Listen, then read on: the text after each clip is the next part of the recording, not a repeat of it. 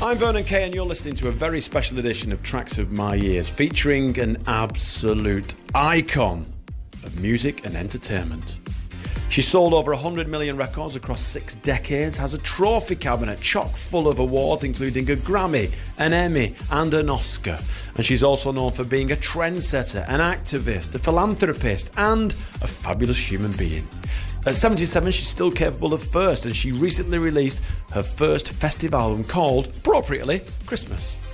So in this special Tracks of My Years, we thought we'd spend half the week finding out her favourite Christmas songs and the other half getting the inside story on her biggest hits. And I can tell you there's been quite a few.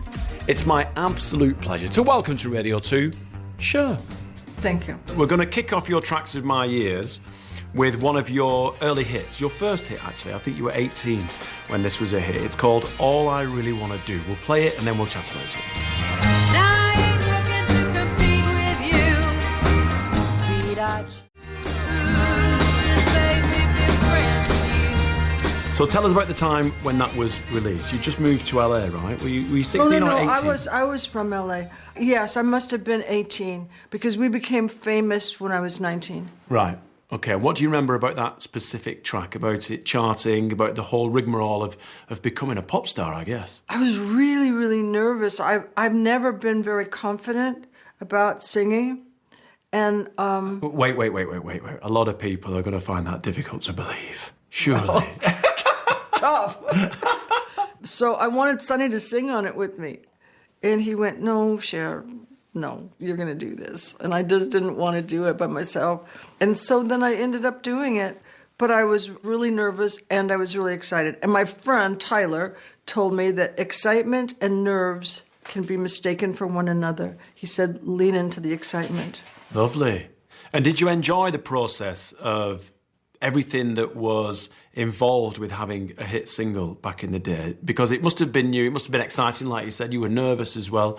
But to become a chart topper at such a young age, with everything that was going on in that period of time, that must have been exciting, really. Well, it was great, but it was also a little bit strange because we looked so different and we had so many people that were afraid. They didn't like us. You know how people don't like things that are different?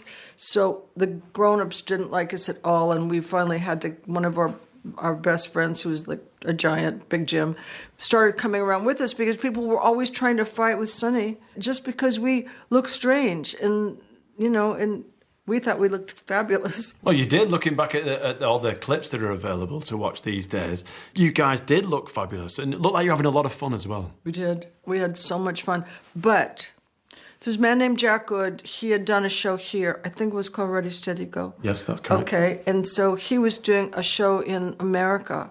And he finally came to us and he said, you guys, sell everything you have and go to England because they're going to understand you and they're going to appreciate you. And we did, and we came here, and we just got famous in a minute. Wow. So when we went back to America, they thought we were English. So it was like, we really did. Like, I knew that something was different when this lady at a sweet shop asked me for my autograph, and she was like a little old lady, and I thought, okay, Jack was right. How interesting. Now, when you were at that age and you had the single, in the build-up to all of that, did you always want to be on the stage? Is that something you always aspired? Yes, I never thought I was going to be a singer, though, because in my family, my mom sang. As a matter of fact, I did an album with my mom, and my mom sang. My grandfather sang and played guitar, and my uncle played guitar. So I just thought people did that, you know? I said this before, but it's like Sonny and I were roommates, and I was in the back bedroom making the bed, and I'm singing away and blah, blah, blah, blah. And Sonny sticks his head around the corner, and he said, was that the radio? And I went, no. And he said, was that you? And I went, yeah. He said, you sing? And I went, yeah. And he said, no, but you sing. And I said, yeah. He said, no, Cher, you sing. And I went, yeah, I sing. And so then he went and told Philip that I sang. And then one night, Darlene was late for work. No, she didn't get to work. Her car got messed up. So Sonny, you know, had already told Philip that. And so Philip said, Sonny says you sing. And I was about to qualify it. He said, I'd get out there. I just need noise. And that was the beginning. And then I did everything from then on. Never looked back? No. Wow. That must be nice. Right, but he paid me $25 for a year. And then Sonny said, Cher's mom's not going to let her come anymore if you don't pay her. And he didn't pay me, but he thought because he paid Sonny that was good enough for me. He thought that you got 2 for 1. Yeah, he did. So we're going to move on now to your first Christmas song. And it's a track by Judy Garland. Yes. And it's Have Yourself a Merry Little Christmas. Yes. And I do believe that you met Judy. Yeah. What was she like? She was really funny. I was with Dean Martin's daughters, and so we were going over to see Liza. And so we walked in, and I remember Judy was on a, like, you know, you go up a staircase, and then there's a flat part, and then you go up more stairs, and she was standing over with what I thought was orange juice, but I don't think it was orange juice. And we just talked, and then she said, you girls, you go on outside. You need to go outside and play. And so that was my experience. It was like when you meet Judy Garland and you're young, you just know you're meeting somebody. Was she one of those people that just had that presence? Yes. When I met Liz, yes. You know, like there are people that just, Meryl, yes. They're just people that are amazing. And when I met Katharine Hepburn, and when I met Audrey Hepburn, because Audrey Hepburn and Katharine Hepburn were like, for me, the pinnacle of what you could achieve in your life. Amazing. Some great names there. Have yourself a merry little...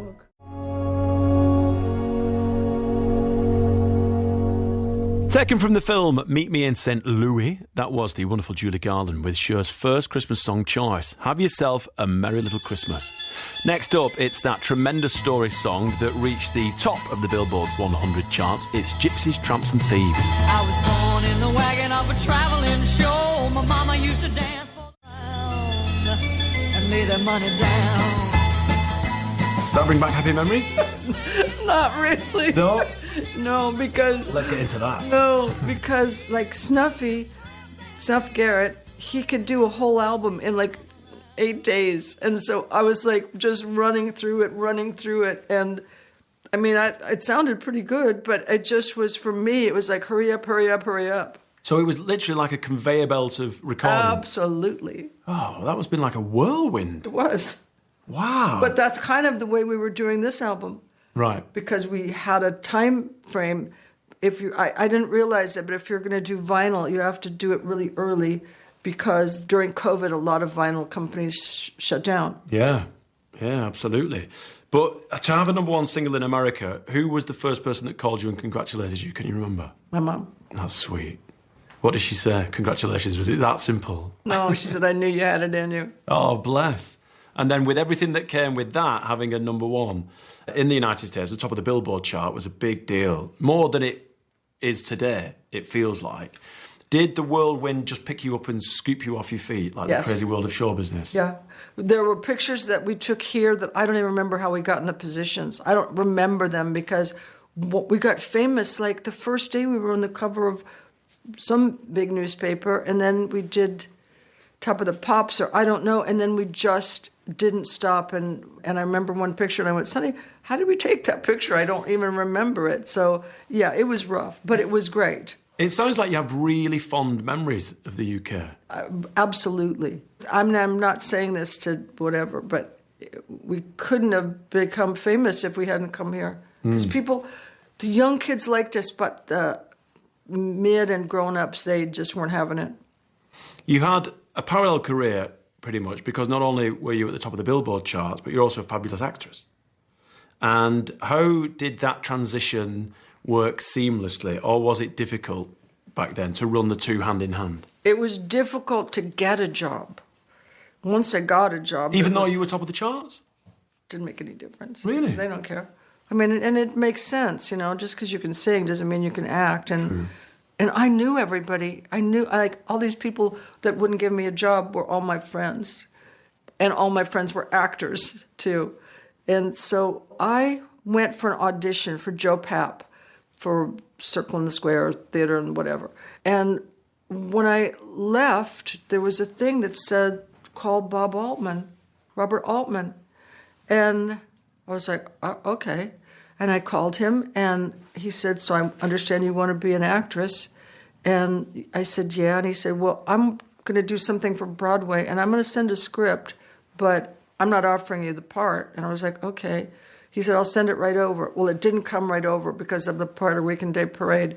Got there late at night. And the thing was, my mom was friends with Catherine, and the number in New York for me was right next to theirs. And so my mom thought that she was calling me to find out how the interview went, and she was calling Bob. Yeah. And then it's the rest, as they say, history. Right. Well, no, I mean, it's so strange. I got nominated for Silkwood, but then I didn't get another job for like 2 years. Wow. Yeah. But did that give you time then to concentrate back on the music, or were you more focused once you'd done Silkwood? Were you more focused? Did you get a bug for the movies and acting? During the play, it just, for me, was like heaven, because you were working with all these actresses, but you never had to look at the audience. And when you're singing, you have to look at the audience and you're like, how am I doing, folks? Engage. So, yeah, so it was really heaven. And then I got Silkwood, and that was really heaven. So we go from music to acting and then comedy, because you guys did ever so well back in the day with your own TV show. Yep. Making people laugh is addictive. You know, once you've fired out one joke or a gag, you then want to do it again and again and again. Once that happened, did that become a passion of yours? It was just so funny. It was like we were like Were kids. you part of the writing team as well, you guys? No, but I could ad-lib, and they never got upset. And Sonny was crazy. He never learned his lines, and I was like always like whispering. But then he kind of got it, that his thing was not knowing his lines. And but it was just fun. It wasn't really work. It was the actual amount of time was rough, but the actual work was easy. When you look back at that period of time, what's the one thing that pops up and makes you smile? I guess the monologues were always silly and funny. And then I did a character called Laverne, and she became very popular, and she was crazy, and it was fun. Yeah, it looked like a lot of fun. And even to this day, the comedy stands up, the timing stands up, the whole show, the occasion stands up and holds its own. It's a great show. It was Absolutely fun. love It was just funny. We've got your second Christmas track of the week, and it's John Lennon, post-Beatles. We've got Happy Christmas, War is Over. Tell us about this song. Why do you like this? You know, there's some songs, you just hear the beginning, and even before you know what it is, the beginning and the music and the sound of John's voice, and then you hear what it's about. But it was the sound and the feeling. It's just one of those songs that you're just drawn into it right away. Was John Lennon someone that was ever present in your social life? Well, I just met him one time, but then once he sent a message to me and said, you know, good on you, keep acting. Nice. Please tell me you've still got that note. No, I got it. He was recording, and he told his producer, because... Oh, okay. And he said, you know, tell Cher that I'm for her. Awesome. Happy Christmas, Yoko. Happy Christmas, Julian. So this is Christmas.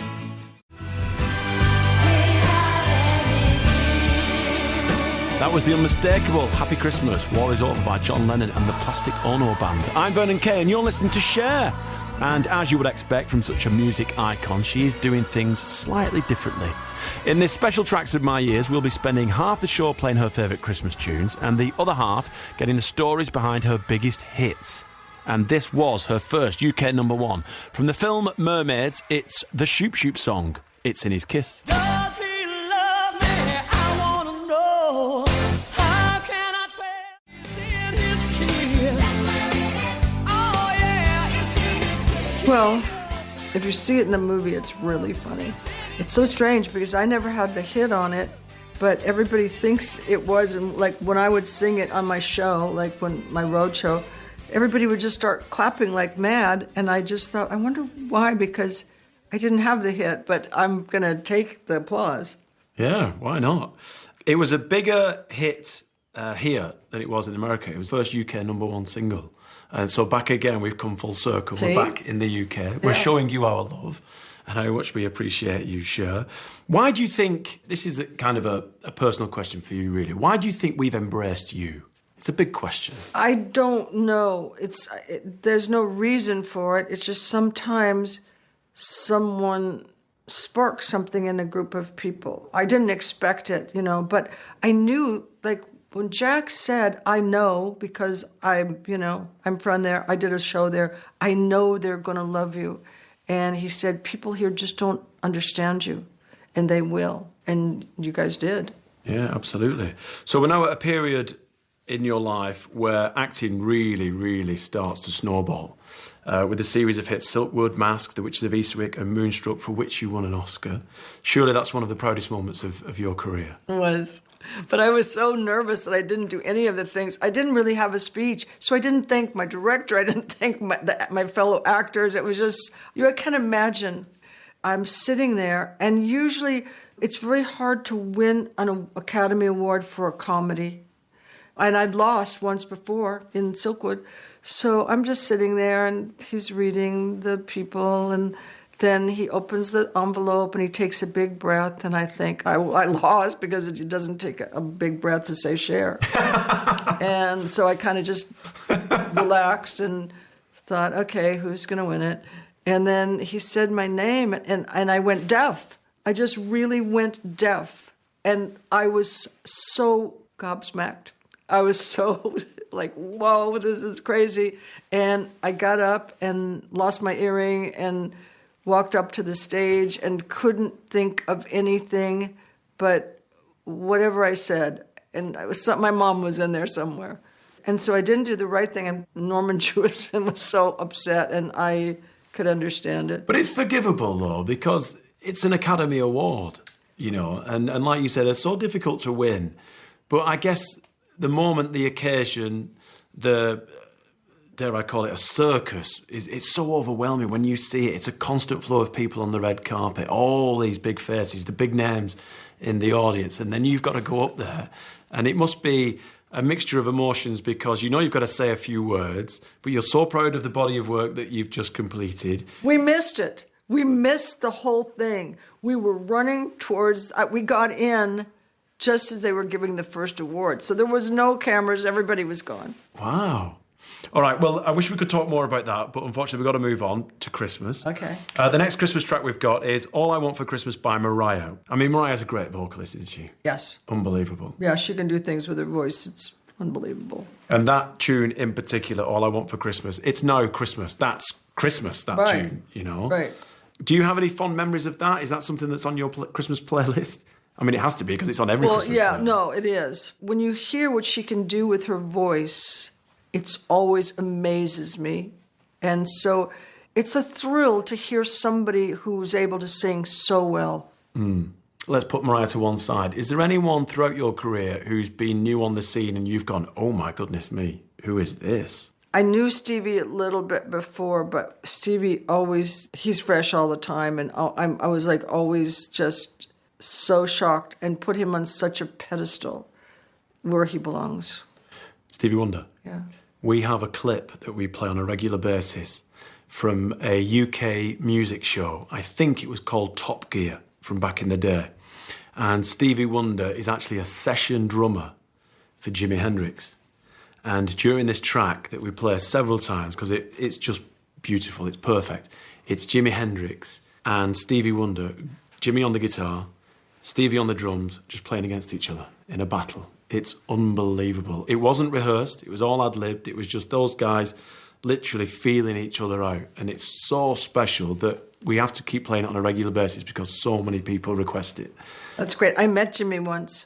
We were doing a big concert, benefit concert, and I was just standing. I don't know, Sonny had gone off with Aretha, and I'm just standing there and looking out kind of at the crowd, and he comes up, and he was such a gentleman. I was kind of shocked, and he just said, "It's amazing, isn't it?" And yes, it is. It's amazing, and we just kind of chatted, and it was strange because I expected him to be different. Really? In what way? I know. I just thought, he was going to be like cool. Yeah. But I mean, he was cool, but he was such a gentleman. Military background, that's what that would have probably been. Yeah. I'm going to ask you quickly before we move on to Thursday. I'm a huge fan of the history of Studio 54. Yeah. And there are several photographs of you having a good time in Studio 54. Just quickly summarise what it was like. This is a really selfish question because this is one for me. No, it was like nothing you can imagine. It was just genius. And I would just go and dance until my hair was wet, you know, and go, like, I remember, like, in a blizzard, my friend and I went, I'm in a little short black mini skirt, and you could go there and like, because I didn't like to go places by myself. There were two places I could go, and that was one of them. And you could go there and not go with anybody, but everybody, you would know everybody when you got there. And it was so much fun. But Steve and Ian created an atmosphere that made everyone instantaneously relax. Yeah. You know, people like yourself, who superstars. But isn't the phrase that everyone's a VIP in that place? And that's what made it so special. Well, not everyone, but they used to. But they used to, like, this one guy. He would stand there and handpick everybody, and if they looked good, they could come in. And he was like casting, you know. And then there were famous people, you know, and that was always nice, fun. But I went there a lot with my friends' friends. Nice. I don't want a lot.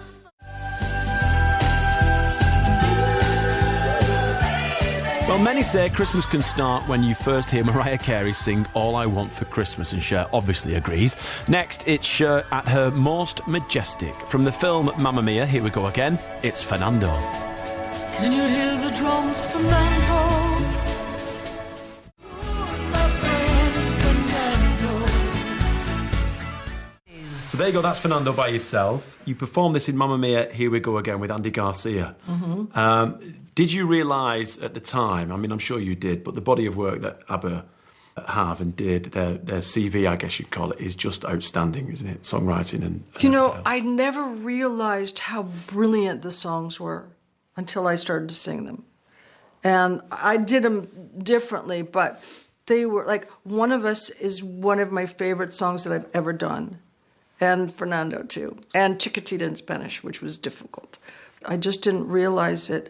And then starting to do them, I was so impressed. The way they're constructed, I mean, I know that's a real muso statement, but the way that the songs are built and they just, they come to a big crescendo, but everyone knows every single bar of every tune. Once you did Mamma Mia, did you realise the obsession that we have for ABBA? Well, I knew it before, and I was just taking a chance that people would go, Did you take a chance? Cher doing it, ABBA, whatever, you know. So, but it was like, you know, when I did this album for myself, you know, and then after I was finished and all my friends liked it, I was thinking, yeah, I did it, and it's different, and nothing goes together, but...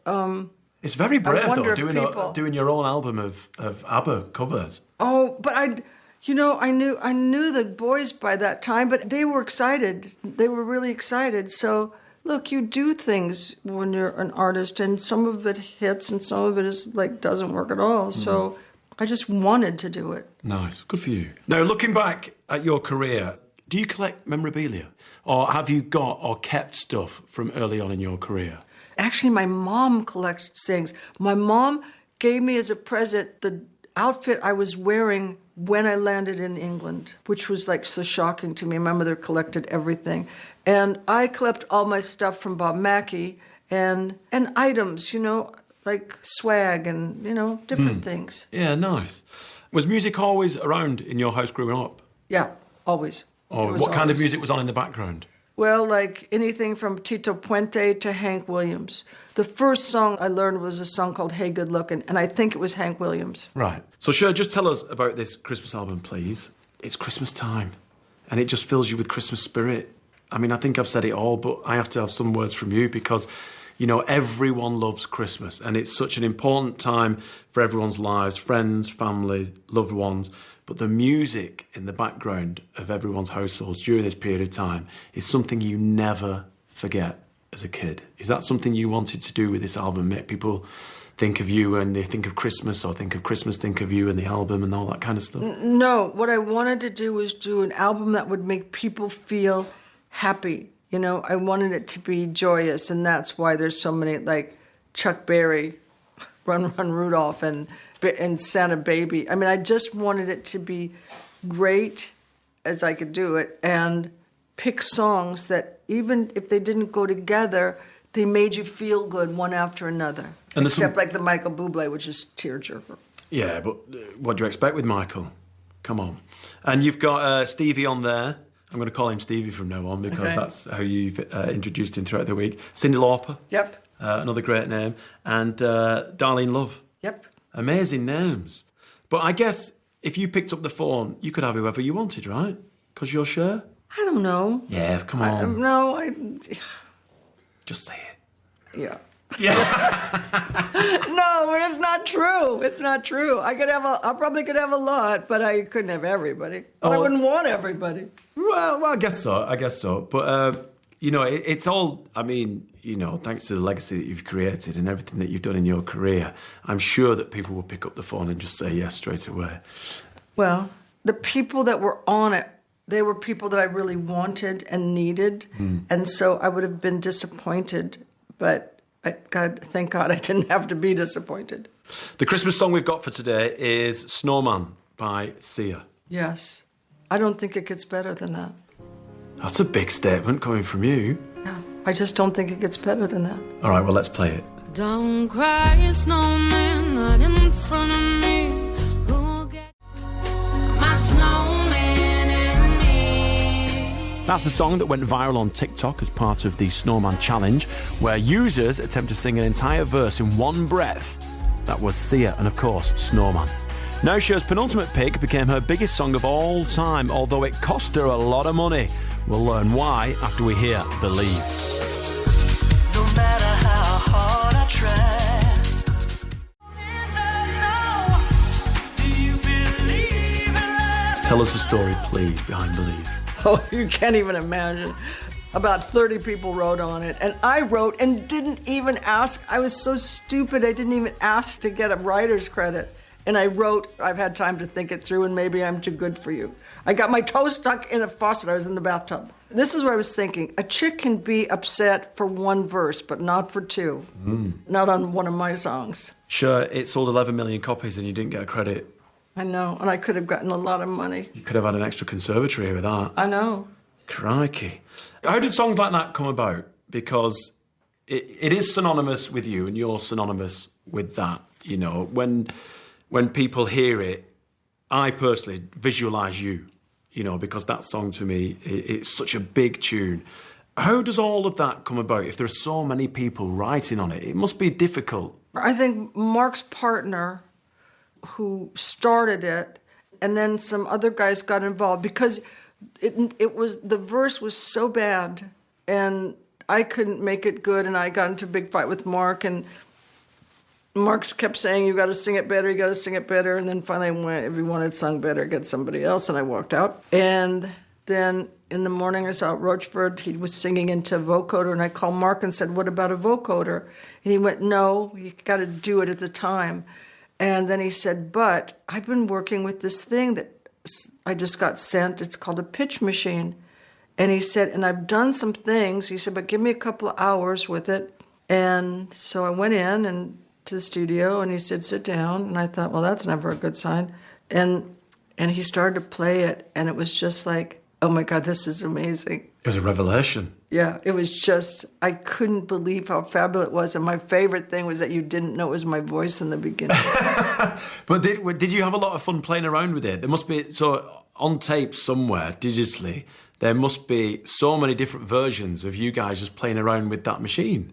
Well, no, because he had it down by the time I got there. And so he'd taken your vocal that you recorded in the previous session, right, and then played and around put with it through the pitch machine, right. And he's got these things, and it was in a lot more of the song than we did, but we narrowed it down to the verses because they really needed it, and the chorus just did itself. The chorus sung itself. When you perform live in front of an audience now, and you build your set list, is it difficult to build it for you and not the audience, or the audience and not you? Where do you find the balance? How do you put it together?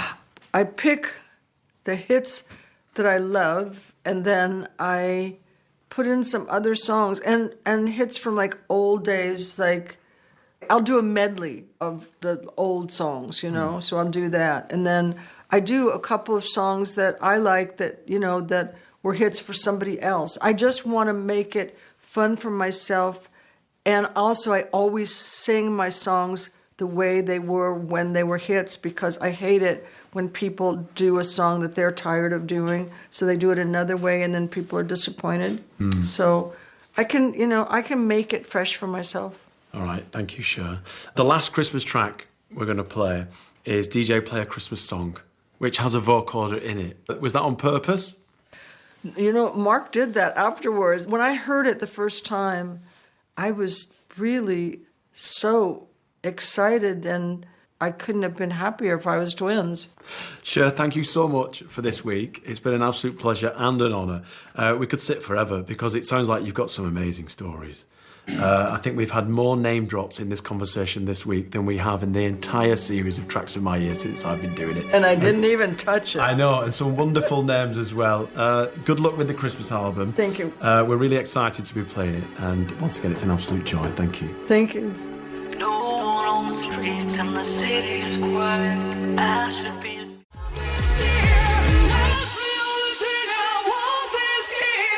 That was Cher's most recent single, DJ Play a Christmas Song, from her much talk about new album, simply called Christmas, which is out now.